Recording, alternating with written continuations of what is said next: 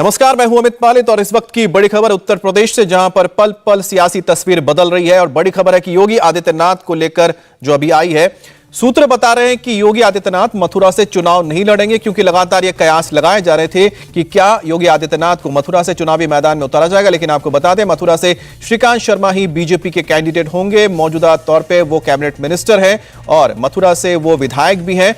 तो जो सिटिंग विधायक हैं, बीजेपी के नेता हैं श्रीकांत शर्मा और मंत्री भी हैं उत्तर प्रदेश के, उन्हें बरकरार रखा जा रहा है मथुरा में, क्योंकि लगातार ये कयास लग रहे थे और कई बार ये मुद्दा सामने आया था, क्या योगी आदित्यनाथ को मथुरा से चुनावी मैदान में उतारा जाएगा। इसको लेकर संतों ने भी एक अपील की थी। इसके अलावा वहां से जो सांसद आते, उन्होंने भी आला कमान को चिट्ठी लिखकर कहा था कि योगी आदित्यनाथ को यहां से चुनावी मैदान में उतारा जाए। उत्तर प्रदेश में सियासी खेल जारी है। स्वामी प्रसाद मौर्य के बीजेपी छोड़ने के बाद हलचल बढ़ गई है। यूपी में पिछड़ा वोटर हमेशा से किंग मेकर था और 2022 की जंग में भी पिछड़ों की इर्द गिर्द ही सियासत हो रही है। सवाल नेताजी का नहीं, बल्कि उनकी जाति के वोट का है। डिप्टी सीएम केशव प्रसाद मौर्य अपनी ही जाति के स्वामी प्रसाद मौर्य को बनाना चाहते हैं। स्वामी प्रसाद मौर्य अपने बेटे के लिए टिकट चाहते हैं और बीजेपी और समाजवादी पार्टी दोनों ही मौर्य समाज का वोट चाहती है। योगी आदित्यनाथ जब मंच से 80% बनाम 20% वोट का फॉर्मूला सुनाते हैं, तो इस फॉर्मूले में असली किंग मेकर का रोल किसका है, इस रिपोर्ट को जरिए हम आपको समझाते हैं। किस मौर्य में शौर्य है, कौन सूर्य है, कौन अंधकार, बात इसकी नहीं है। बात 32% गैर यादव ओबीसी वोट की है। बात गैर यादव 5% मौर्य वोटरों की है। यूपी के गैर यादव ओबीसी नेता और कैबिनेट मंत्री रहे स्वामी प्रसाद मौर्य ने इस्तीफा दे दिया। महज 15 मिनट के भीतर अखिलेश यादव का ट्वीट आया और यह भी कंफर्म हो गया कि वो जा कहां रहे हैं। इसीलिए बीजेपी को फिक्र है। ऐसा क्यों है, आगे समझाएंगे, लेकिन पहले स्वामी प्रसाद मौर्य को सुनिए, उन्होंने इस्तीफा क्यों दिया। क्या वजह है इस इस्तीफे की? हर इस्तीफे के पीछे कहीं न कहीं कोई बड़ा कारण होता है।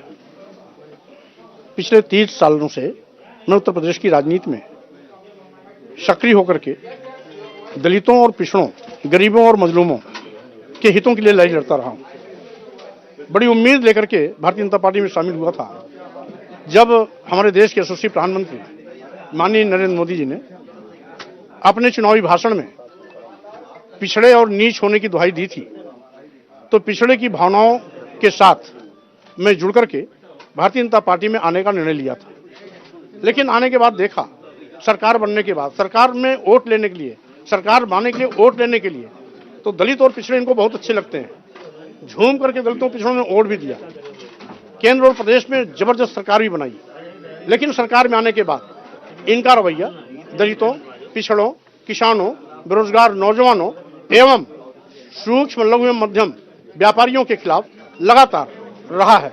और जिसका समय समय पर उचित प्लेटफॉर्म पर मैंने अपनी बात भी नेताओं के साथ ससम्मान रखा, बात भी सुनी गई, लेकिन रवैये में कोई परिवर्तन नहीं हुआ। नतीजा हुआ, आज उचित अवसर पर मैंने योगी मंत्रिमंडल से इस्तीफा देने का निर्णय लिया, जिसको इस्तीफा पत्र मैंने उत्तर प्रदेश के श्री राज्यपाल जी को भेज दिया। ये तो स्वामी प्रसाद मौर्य ने बताया, लेकिन असली वजह कुछ और ही कही जा रही है, वो भी बताएंगे। अब ऐसा हुआ क्या? दोपहर तक तो बीजेपी में सब ठीक था। दिल्ली के बीजेपी हेडक्वार्टर में टिकट बंटवारे के लिए मंथन चल रहा था। बीजेपी की सीनियर लीडरशिप तय कर रही थी किसे टिकट देना है, किसे नहीं। लेकिन उसी दौरान स्वामी प्रसाद मौर्य का इस्तीफा बम गिरा और उसका असर चलती मीटिंग पर नजर आया। बीच मीटिंग से डिप्टी सीएम केशव प्रसाद मौर्य को ट्वीट करना पड़ा और जल्दबाजी में फैसला ना लेने की अपील की। मीटिंग में राष्ट्रीय अध्यक्ष जेपी नड्डा, रक्षा मंत्री राजनाथ सिंह, यूपी प्रभारी राधा मोहन सिंह कोरोना होने की वजह से वर्चुअली मौजूद थे, जबकि गृह मंत्री अमित शाह, योगी आदित्यनाथ, दोनों डिप्टी सीएम, यूपी बीजेपी अध्यक्ष स्वतंत्र देव सिंह और यूपी संगठन महासचिव सुनील बंसल सब मौजूद थे। मतलब पूरी पार्टी की तरफ से संदेशा भेजा गया, लेकिन केशव प्रसाद मौर्य के ट्वीट का जवाब कुछ ऐसे आया। केशव प्रसाद मौर्य ने ये कहा है कि आप पुनर्विचार करें अपने फैसले का। मैं उनके सुझाव के लिए उनको धन्यवाद देता हूं, लेकिन मैं समझता हूं वो उत्तर प्रदेश के मुख्यमंत्री हैं, हमारे सलाहकार नहीं हैं। अपनी सलाह को अपने पास रखें। स्वामी प्रसाद मौर्य के जवाब से साफ हो गया कि पैचअप की गुंजाइश नहीं है। बात बहुत आगे तक जा चुकी है और रही सही कसर स्वामी प्रसाद मौर्य के समर्थन में बीजेपी के 3 विधायकों ने बिल्हौर से भगवती सागर, शाहजहांपुर से रोशन लाल वर्मा और बांदा से ब्रजेश प्रजापति के इस्तीफे ने पूरी कर दी। पहले स्वामी प्रसाद मौर्य, फिर 3 ओबीसी विधायक का इस्तीफा उस बीजेपी के गैर यादव ओबीसी वोट बैंक पर डेंट है जिसे बीजेपी अब तक यादव वोट बैंक का तोड़ मानती आई है और उसे यकीन हो रहा है कि गैर यादव वोट बैंक उसके साथ है। जहां तक रही नॉन यादव और मौर्य वोटों की बात, स्वामी प्रसाद मौर्य और केशव प्रसाद मौर्य दोनों नेताओं का अपना जनाधार है। हालांकि खुद को केशव प्रसाद मौर्य से स्वामी प्रसाद मौर्य बड़ा नेता बता रहे हैं, लेकिन वक्त बदल गया है, साथ साथ हालात भी। केशव प्रसाद मौर्य आज की तारीख में यूपी के डिप्टी सीएम हैं, जिन्हें बीजेपी ने 2016 में यूपी में पार्टी का अध्यक्ष बनाया। बीजेपी में उनका राजनीतिक जीवन 4 साल का है, लेकिन वीएचपी और बजरंग दल में वो 12 साल रहे हैं। यूपी में ओबीसी वोट करीब 40% है, सबसे ज्यादा यादव, फिर कुर्मी है, तीसरे नंबर पर कुशवाहा और मौर्य। बीजेपी में कई बड़े ओबीसी नेता हैं, लेकिन केशव प्रसाद मौर्य ने अपने कौशल से 2017 में सबको हैरान कर दिया था और बीजेपी गठबंधन को 315 सीटें मिली थी। स्वामी प्रसाद मौर्य जमीन के नेता हैं, यूपी सरकार में श्रम मंत्री रहे हैं और 5 बार विधायक रह चुके हैं। पिछड़े समाज के बड़े नेता माने जाते हैं और 80 के दशक से राजनीति में हैं। बीएसपी के प्रदेश अध्यक्ष रह चुके हैं। 2012 से 2016 तक यूपी विधानसभा के नेता विरोधी दल रहे। 8 अगस्त 2016 को बीजेपी में शामिल हुए थे। इनकी बेटी संघमित्रा मौर्य बदायूं से बीजेपी की सांसद है। बीजेपी से पहले लोक दल और बीएसपी में रह चुके हैं। कितने लोग आपके साथ और आ रहे हैं? कितने देखिए, लाखों का जनाधार मेरे सामने, मेरे पास है। आपने जब बहुजन समाज पार्टी मैंने छोड़ा था तो रमाबाई अंबेडकर मैदान में स्वामी प्रसाद मौर्य के नाम पर 6-7 लाख लोगों की भीड़ को आपने देखा है। इसलिए हमें यह नहीं बताने की आवश्यकता कि हमारे पीछे कितने समर्थकों की लंबी कतार है।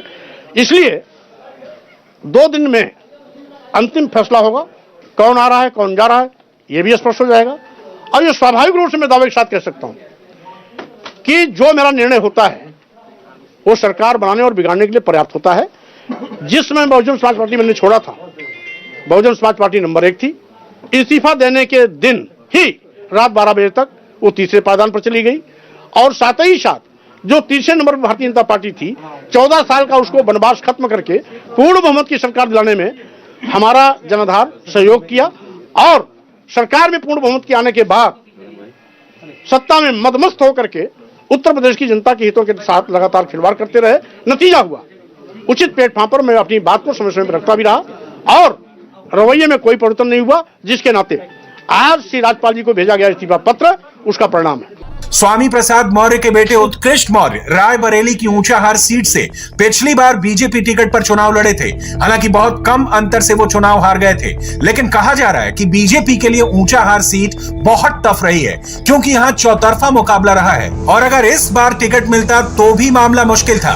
अब आप ऐसे समझ सकते हैं, जब राम मंदिर आंदोलन और मोदी लहर पीक पर थी तब भी ऊंचाहार में बीजेपी कमल नहीं खिला पाई। ऊंचाहार विधानसभा सीट पर 2012 में पहली बार विधानसभा चुनाव हुए, जिसमें समाजवादी पार्टी से मनोज पांडे स्वामी प्रसाद मौर्य के बेटे उत्कृष्ट मौर्य को मात देकर विधायक बने और अखिलेश सरकार में मंत्री बने। समाजवादी पार्टी के मनोज पांडे को 61,930 वोट मिले, जबकि उस वक्त बीएसपी के टिकट पर लड़े उत्कृष्ट मौर्य को 59,348। हार जीत का अंतर 2,582 था। 2017 के विधानसभा चुनाव में ऊंचाहार सीट पर कुल 13 प्रत्याशी मैदान में थे, लेकिन मुकाबला समाजवादी पार्टी और बीजेपी के बीच रहा। इस बार भी समाजवादी पार्टी से मनोज पांडे लड़े, जिन्हें 59,103 वोट मिले, जबकि बीजेपी के उत्कृष्ट मौर्य को 57,169 वोट मिले थे। इस बार हार जीत का अंतर 1934 था। पहली चीज तो मैं ये भ्रम दूर कर दूं, बेटे और बेटी के लिए पिताजी कभी ना प्रेशर बनाए हैं किसी के ऊपर, बल्कि पार्टी ही 2012 में मुझको विधानसभा का टिकट दी, 2017 में भी विधानसभा का टिकट मुझको दी और बहन जी को भी पार्टी ने ही टिकट दिया है। जब उनके पास कोई कैंडिडेट नहीं मिलते थे तो बहन जी को ही टिकट देने का काम किया, देकर उनको लोकसभा चुनाव लड़ाया गया था। आज भी कोई भी ऐसा एक विषय नहीं है जिस पर बेटा और बेटी के लिए माननीय मंत्री जी टिकट मांग रहे हों। आज संगठन की बात है, जो संगठन हमेशा सामाजिक स्तर पे और दलित पिछड़ों के लिए हमेशा काम किया है, आज अगर उसकी उपेक्षा होगी तो जाहिर सी बात है कहीं ना कहीं परिवर्तन जरूर दिखेगा आपको। और कहा तो ये जा रहा है कि उत्कृष्ट के लिए सीट जीतना बेहद मुश्किल है और अगर वो समाजवादी पार्टी के टिकट पर लड़ते हैं तो जीत की गारंटी हो सकती है। लेकिन सवाल ये भी है कि क्या 2 बार के विधायक मनोज पांडे की सीट से अखिलेश समझौता करेंगे? कयास कई लग रहे हैं, लेकिन स्वामी प्रसाद मौर्य इन बातों से इनकार कर रहे हैं। कह रहे हैं कि जो टिकट कटने की बात हुई, बहुत सारे लोग इसलिए जा रहे हैं कि उनके टिकट कटने वाले थे। कुछ लोग ये कह रहे हैं कि आप, जैसे मायावती ने भी पहले कहा था कि आप अपने फैमिली के लिए कुछ टिकट मांग रहे। बीजेपी बेटी बेटा की टिकट के लिए राजनीति नहीं करता हूं। मैं प्रदेश के दलितों पिछड़ों के हितों के लिए राजनीति करता हूं और एक बेटी एक बेटा नहीं, 1000 बेटी बेटा उसके लिए मैं बलिदान कर सकता हूं। बीजेपी के लिए चुनौती स्वामी प्रसाद मौर्य भर नहीं है। स्वामी प्रसाद मौर्य के साथ जिन 3 बीजेपी विधायकों ने इस्तीफा दिया है वो भी बीजेपी की गैर यादव ओबीसी वोट बैंक पर खतरे के संकेत हैं। इसलिए आज बीजेपी मीटिंग में भी नाराज विधायकों से बात कर नाराजगी दूर करने के लिए कहा गया। गैर यादव वोट में सेंध बीजेपी के लिए कितना चैलेंज है उसे भी समझ लीजिए। यूपी के जातिगत समीकरणों को देखें तो सबसे बड़ा वोट बैंक पिछड़ा वर्ग है। सवर्ण जातियां 18% हैं, तो वहीं पिछड़े वर्ग की संख्या 40% है, जिसमें यादव 10, कुर्मी मौर्य 5%, मल्ला 5%, लोध 3%, जाट 3%, विश्वकर्मा 2%, गुर्जर 2% और 10% अन्य पिछड़ी जातियां। इसके अलावा प्रदेश में अनुसूचित जाति 22% है और मुस्लिम आबादी 19% है। जिन 3 बीजेपी के विधायकों ने इस्तीफा दिया है उनमें शाहजहांपुर से बीजेपी विधायक रोशन लाल वर्मा सबसे ज्यादा फ्रंट पर दिखाई दिए। लोध जाति से आते हैं जो ओबीसी जाति में 4% के करीब है और आज स्वामी प्रसाद मौर्य के इस्तीफे की हार्ड कॉपी लेकर यही आए थे। ये शाहजहांपुर से बीजेपी के विधायक हैं रोशन लाल जी, जिन्होंने आज इस्तीफा दे दिया है। स्वामी प्रसाद मौर्य का ये घर है जहां पे उनके समर्थक बड़ी तादाद में यहाँ इकट्ठा हो रहे हैं। आज इस्तीफा देने का चुनाव, जब आचार संहिता लागू हो गई, चुनाव का ऐलान हो गया, क्या वजह जी? आज इस्तीफा देने की क्या वजह? मैंने पहले भी कहा, फिर कह रहा हूं कि लगातार उपेक्षा की गई, चाहे वो कोई मंत्री हो, चाहे कोई विधायक हो, चाहे कोई कार्यकर्ता हो, मनमानी चलाई गई। जनता ने सरकार चुनी है। पार्टियां अगर सरकार चुन लेती, पार्टियां अगर सरकार बना लेती तो जिसको मर्जी हो टिकट दे के सरकार बना ले। जनता चुनती है सरकार, जनता को उपेक्षा हुई है, लगातार उपेक्षा हुई है, किसी की नहीं सुनी गई। 5 साल बाद क्यों आपको लगा कि उपेक्षा हो रही है? तो अरे 5 साल बाद क्यों लगा? आप लोगों को मालूम होगा कि मैं लगातार शिकायतें करता रहा। आपके टीवी चैनल ने भी, प्रिंट मीडिया ने, सबने छापा है। जब शिकायत करता रहा, लगातार शिकायतें की। कौन उपेक्षा कर रहा है? कौन उपेक्षा कर रहा है जी? कौन उपेक्षा कर रहा है? चंद लोग इस सरकार में, जो चंद अधिकारी बैठे हैं, अधिकारी चाहे वो लोक भवन में बैठे हों, चाहे जिला स्तर पर बैठे हों, मनमानी की ये सरकार अधिकारियों ने चलाई है और चंद लोगों ने चलाई। कितने विधायक आपके साथ और हैं जो अभी ये कुछ नहीं कहा जा सकता है। आप समाजवादी पार्टी में जाएंगे? हाँ, बिल्कुल जाएंगे। स्वामी प्रसाद मौर्य जी के साथ जाएंगे। बांदा से ब्रजेश प्रजापति कुम्हार जाति से आते हैं जो करीब 3% है। माननीय स्वामी प्रसाद मौर्य जी के समर्थन में अपना इस्तीफा पार्टी को भेज दिया है और आगे जो भी निर्णय माननीय स्वामी प्रसाद मौर्य जी का होगा, हम सब लोग उनके साथ हैं। कितने विधायकों ने दे दिया इस्तीफा, अगर स्वामी प्रसाद मौर्य जी के साथ की हम बात करें? इस विधायकों की संख्या काफी ज्यादा है। धीरे धीरे करके जैसे जैसे लोगों को जानकारी हो रही है। आपके साथ नाम, क्योंकि भाई अगर इस्तीफा दिया है तो बातचीत की होगी आपके साथ के लोगों ने, उन विधायकों के नाम भी बताइए जिन्होंने इस्तीफा दे दिया है। देखिए, माननीय स्वामी प्रसाद मौर्य जी को हम जैसे तमाम विधायक और प्रदेश की जनता उनको अपना नेता मानती है और जो भी नेता का निर्णय होता है उसमें सोचा नहीं जाता है, ना किसी से बात करने की आवश्यकता समझते हैं कोई भी व्यक्ति, और स्वयं से इस्तीफा दे देते हैं। आप देखते जाइए, संख्या बढ़ती जाएगी। बिल्हौर से भगवती सागर दलित हैं और दलित यूपी में 22% हैं। उन्होंने भी स्वामी प्रसाद मौर्य के समर्थन में इस्तीफा दिया है। इनका भी कहना है कि वो बीजेपी से नाराज हैं। हम लोग कैसे जाति व्यवस्था के शिकार लोग, जो मजलूम समाज के लोग हैं, जिनकी कोई आवाज नहीं है, जो उनका हजारों साल से शोषण किया गया है, जो 6743 जातियों में बटा हुआ समाज है, इसको कैसे न्याय दिलाया जाए, उसके लिए हम लोग संघर्ष करेंगे। इंडिया टीवी हर वक्त हर जगह डाउनलोड करने के लिए सर्च करें India TV news Google play store या ऐप स्टोर पर।